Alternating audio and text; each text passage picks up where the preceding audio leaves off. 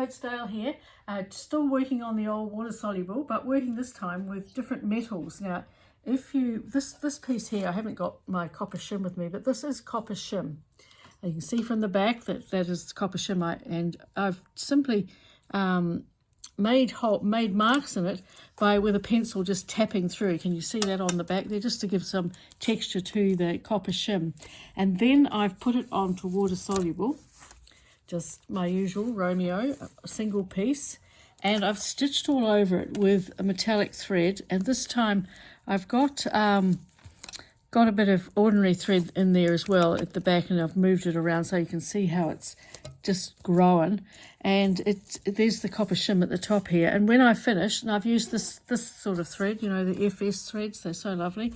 I don't know that I've got that particular one, but it might be this one here, the variegated one. So these are the FS22 ones. They're so lovely. They really are the Rolls Royce of machine metallic threads. And so I would stitch with that all over. And then when I finished, you can see my shapes and how you nibble into it. It doesn't hurt your machine. And I usually use a 90 or 100 Smets Tops 130N needles. That's 130N for Normus. It's got a big hole, but it doesn't actually make big holes in your garments and things because it retracts back. But you can see where you nibble in, and it's quite easy to stitch into copper. Now, for those who don't like have something heavy like copper and get a bit scared by it, there's no need to be though. You can then also stitch on which is like aluminium. This is aluminium here. It's brass, you brush them, so it's softer than a copper shim, which as I said, I can't find a piece to show you, but that's quite heavy, and you'll see it if you know copper shim and you've done any of this. So this is heavier. It still is so easy to stitch into, and there's a piece there, just two pieces I've put into soluble and stitched sort of for fun. You can see how the holes have gone into it, and it's really nice for light things.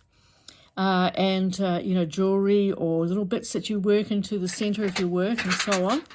And then to make it even easier for people who like working with really still concerned about this, we have what we call it's super foil.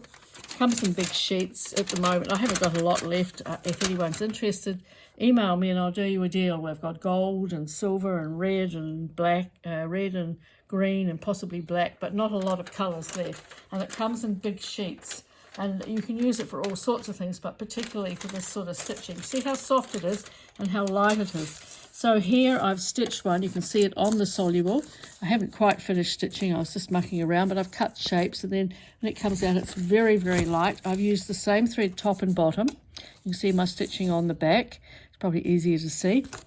And then when you wash it out, you're going to sew. If you're working with small things with dangles or with making dolls or any of that sort of thing, it works so well. And here's a piece, same thing. It's been cut and, washed out. And there it is as a very, very light. I can't show you the weight, but you can see how light it is. And so it's very effective. Now it's easy peasy to stitch into this one.